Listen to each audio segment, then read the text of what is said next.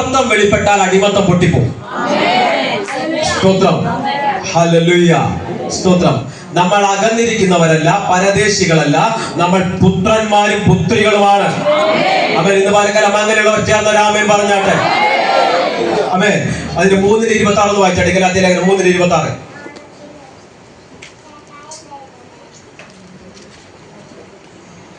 ക്രിസ്തുയേശുവിലെ വിശ്വാസത്താൽ നിങ്ങൾ എല്ലാവരും ദൈവത്തിന്റെ മക്കളാകുന്നു. ക്രിസ്തുയേശുവിലെ വിശ്വാസത്താൽ നിങ്ങൾ എല്ലാവരും ഇപ്പോൾ ആരാണ്? ദൈവത്തിന്റെ മക്കളാകുന്നു.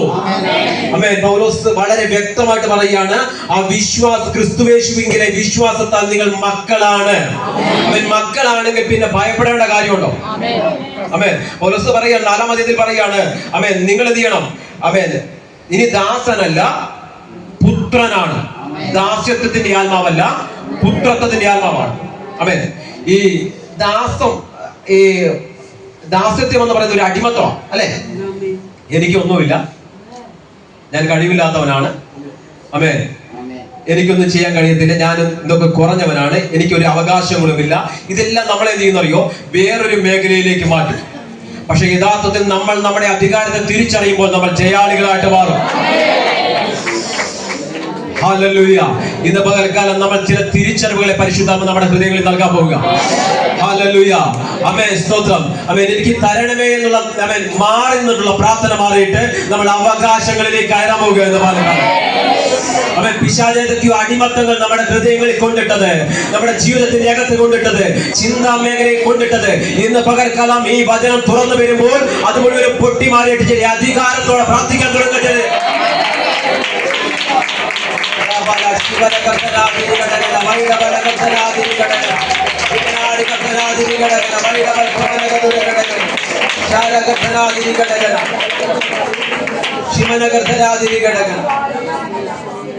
പിശാചിന്റെ എപ്പോഴും ഉള്ള ഇഷ്ടം എന്താ അറിയോ? നമ്മളെപ്പോഴും അടിമത്തത്തിൽ വെക്കുക. അമേ നമുക്ക് നമ്മൾ ആരാന്നുള്ള ബോധ്യം നൽകാതെ നമ്മളെ എപ്പോഴും എന്ത് ചെയ്യുക? അടിമത്തത്തിൽ വെക്കുക. പക്ഷെ ദൈവത്തിന്റെ പ്രത്യേകത എന്താണെന്ന് വെച്ചാൽ നമ്മളെ ആ പുത്രത്വത്തിന്റെ പദവിയിലേക്ക് കൊണ്ടുവന്ന് നമുക്കുള്ള അവകാശങ്ങളെ നൽകി നമ്മളെ ആ പദവിയെ നിലനിർത്തുക എന്നുള്ളതാണ്. ഹല്ലേലൂയ. അതെ, നമുക്ക് നമ്മുടെ മക്കളെ കുറിച്ച് ഒരു കാഴ്ചപ്പാടുണ്ടല്ലേ? നമ്മൾ അത് ഇന്നതാകണമെന്ന് അല്ലെ? ദൈവത്തിന് അവന് ഒരു പ്ലാൻ ഉണ്ട് നമ്മളെ കുറിച്ച്, നമ്മുടെ തലമുറയെ കുറിച്ച്. നമ്മുടെ പ്ലാൻ നമ്മുടെ തലമുറയിൽ അവൻ എത്തിക്കാൻ ആഗ്രഹിക്കുമ്പോൾ ദൈവം ആഗ്രഹിക്കുന്ന ദൈവത്തിന്റെ പ്ലാൻ നമ്മുടെ തലമുറയിൽ എത്തിക്കാന്നുള്ളത്. ഇന്ന് പകൽക്കാലം പ്രാർത്ഥിക്കണം, എന്റെ മേൽ, എന്റെ തലമുറയുടെ മേൽ അവൻ എന്റെ പദ്ധതികളല്ല, ദൈവത്തിന്റെ പദ്ധതികൾ വെളിപ്പെട്ടു വരട്ടെ. അവർ ദൈവം ആഗ്രഹിക്കുന്നതായി മാറത്തക്കോണം.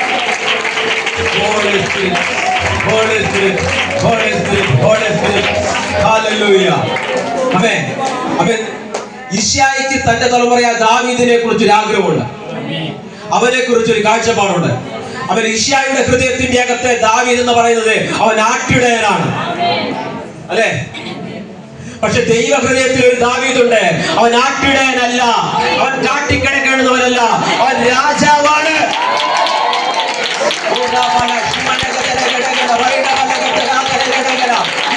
നിന്റെ പ്ലാനല്ല ദാവീദിനെ സംഭവിക്കാൻ പോകുന്നത്. എന്റെ ഹൃദയത്തിൽ ഒരു ദാവീദുണ്ട്, അതായി കാണാൻ പോകുന്നവൻ.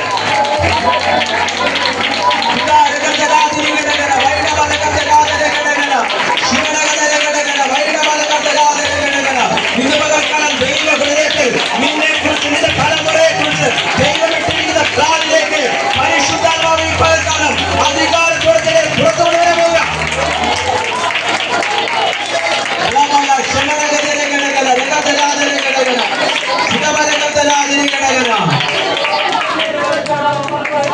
കുടുംബത്തിന്റെ അകത്ത് വന്നിട്ട് ശമൂവേൽ പ്രവാചകൻ അവൻ തൈലം കൊമ്പെടുത്ത് തൈലം ദാവീദിന്റെ അവൻ തലമേൽ ഒഴിച്ചിട്ട് അഭിഷേകം ചെയ്ത് പറഞ്ഞു ഇവൻ ആ രാജാവെന്ന്. പക്ഷെ എന്നിട്ടും അവൻ ഇശ്ശായിക്ക് ഉൾക്കൊള്ളാൻ കഴിഞ്ഞില്ല. ഇശ്ശായിക്ക് അത് പൂർണ്ണമായിട്ട് ഉൾക്കൊള്ളാൻ കഴിയുന്നില്ല. പക്ഷെ ദൈവ ഹൃദയത്തിൽ അവൻ ഇശ്ശായി ഉൾക്കൊള്ളുന്നതിന് മുമ്പേ അവൻ ദൈവം ഉൾക്കൊണ്ട് കഴിഞ്ഞിരിക്കുന്നു. Hallelujah, hallelujah. ക്ഷമന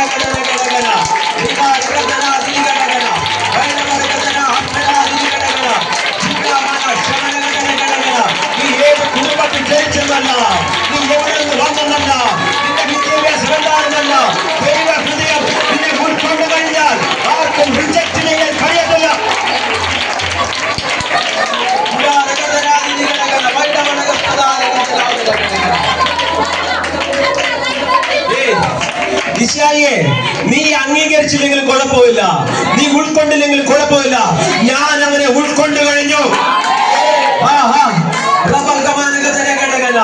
നീ ഏത് കുടുംബത്തിൽ ജനിച്ചെന്ന് ദൈവത്തിന് വിഷയമല്ല, നിന്റെ വിദ്യാഭ്യാസ ദൈവത്തിന് വിഷയമല്ല, നിന്റെ ക്വാളിറ്റികളൊന്നും ദൈവത്തിന് വിഷയമല്ല. ദൈവ ഹൃദയത്തിന്റെ അകത്ത് നീ ഉണ്ടോ? ആ പദ്ധതികൾ നിറവേറാൻ പോവുക. ആർക്കും കളയാൻ കഴിയത്തില്ല, ആർക്കും റിജക്ട് ചെയ്യാൻ കഴിയത്തില്ല. യേശുവിന്റെ നാമത്തിൽ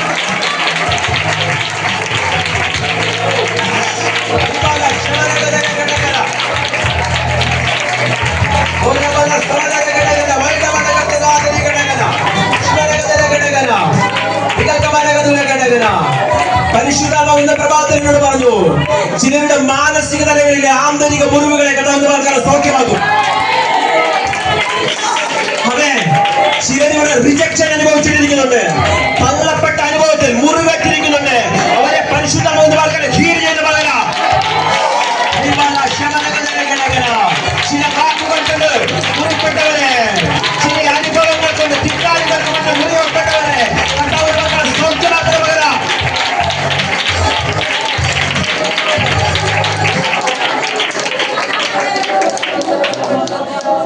സ്വന്തം കുടുംബത്തിലുള്ള പിതാവ് തന്നെ അംഗീകരിച്ചില്ല, പക്ഷേ സ്വർഗം അംഗീകരിച്ചു. അതാ ജയം. ഹല്ലേലൂയ. എവിടേക്ക് നിങ്ങളുടെ ഹൃദയത്തിന്റെ അകത്ത് ഒറ്റപ്പെടലുകൾ അനുഭവിച്ച് ചില വാക്കുകൾ കൊണ്ട് മുറിവേറ്റ മേഖലകളെ കർത്താവ് സൗഖ്യമാക്കുക. നീ മുറിവേറ്റ വ്യക്തിയായിട്ട് നീ ബോധി വിട്ട് പുറത്തു പോകില്ല. നിന്നെ അകത്തായിട്ട് ഒരാത്മാവിനെ സ്പർശനപ്പെടുത്താൻ പോവുക.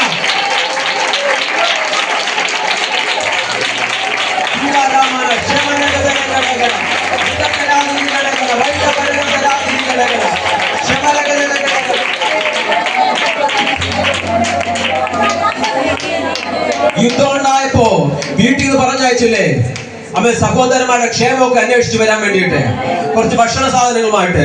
ഇവനാ യുദ്ധക്കളത്തിലേക്ക് ചെന്നപ്പോ സഹോദരന്മാര് പറഞ്ഞു, നീ എന്തിനാ ഇവിടെ നിൽക്കുന്നത്? നീ വീട്ടിൽ പോ, നീ യുദ്ധം കാണാനല്ലേ ഇവിടെ നിൽക്കുന്നത്. അവൻ സ്തോത്രം അംഗീകരിക്കുന്നില്ല, പറഞ്ഞു വിടാൻ നോക്കുക. പക്ഷെ അവന്റെ അകത്ത് കിടക്കുന്ന ഈ അഭിഷേകം എന്ന് പറയുന്നത് വീട്ടിൽ പോകാൻ തോന്നുന്നില്ല.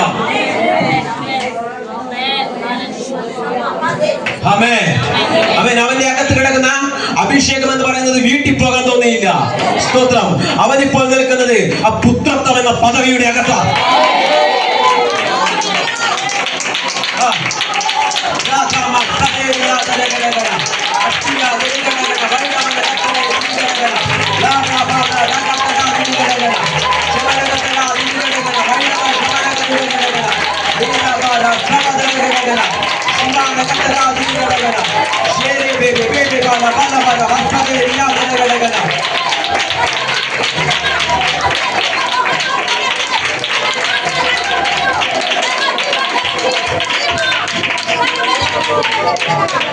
സകലരും ഭയപ്പെട്ടു നിൽക്കുമ്പോൾ, യോഗ്യതയുള്ളവർ ഭയപ്പെട്ടു നിൽക്കുമ്പോൾ ദാവീദിന്റെ അകത്ത് ഭയം വരുന്നില്ല. ദാവീദ് എന്തുകൊണ്ടാണ് നിനക്ക് ഭയമില്ലാത്തത്? അവൻ ദാവീദ് പറയും, ഞാൻ എന്റെ ഫലത്തിലല്ല നിൽക്കുന്നത്, എന്റെ അകത്ത് വേറൊരു ഫലമുണ്ട്. ഒരു ഈശോയുടെ ഫലമല്ല, ഒരു പുത്രന്റെ ഫലം.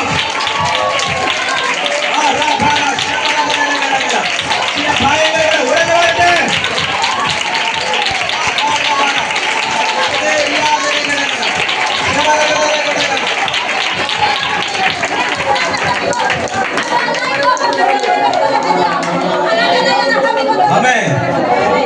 സ്തോത്രം.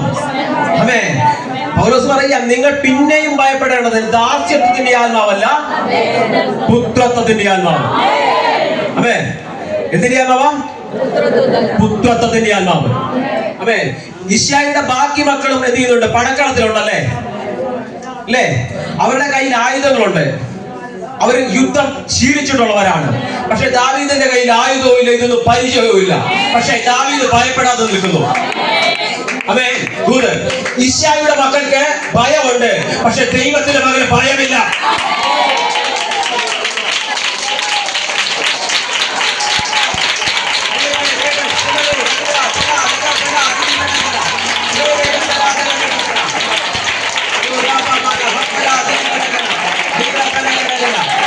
ഭയത്തിന്റെ മേഖലകൾ, ഭയം നിങ്ങളെ ഭരിക്കുന്നുണ്ടെങ്കിൽ ഇന്ന് പകർക്കാലം ഈ പുത്രത്വത്തിന്റെ ഈ വെളിപ്പാട് നിങ്ങളുടെ അകത്ത് കയറുമ്പോൾ തന്നെ ഭയമില്ല. ഭയപ്പെടാതെ ഒരു ധൈര്യത്തോടെ മുൻപോട്ട് പോകുവാൻ.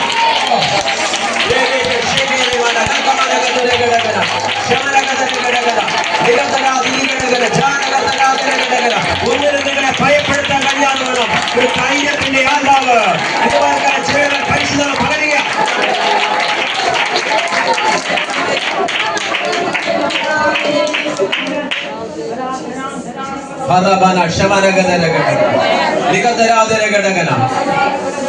ഇശ്യായിയുടെ മക്കൾ തോറ്റെടുത്ത് അവൻ രാജ്യത്തിന്റെ രാജാവ് പരാജയപ്പെട്ടു നിൽക്കുന്നിടത്ത് ഒരുവനവിടെ ജയിക്കുകയാണ്. അവൻ സ്തോത്രം. അവനെ വ്യാപരിക്കുന്നത് അവൻ ഇശ്യായിയുടെ അവൻ സൺഷിപ്പ് അല്ല വ്യാപരിക്കുന്നത്. അവന് ഒരു പുത്രത്തിൽ ആത്മാവുണ്ട്, ഒരു അഭിഷേകമുണ്ട്. അവനിപ്പോൾ അതിലാ നിൽക്കുന്നത്. അവിടെ ജയം വന്നു. അവിടെ വെല്ലുവിളിച്ച് ശക്തികൾ താഴെ വീണു. അവൻ സ്തോത്രം. ദാവീദേ, ഇതെന്തിനാ കാരണം? ഇതിന്റെ സീക്രട്ട് എന്ന് പറയുന്നത് ദൈവമാ.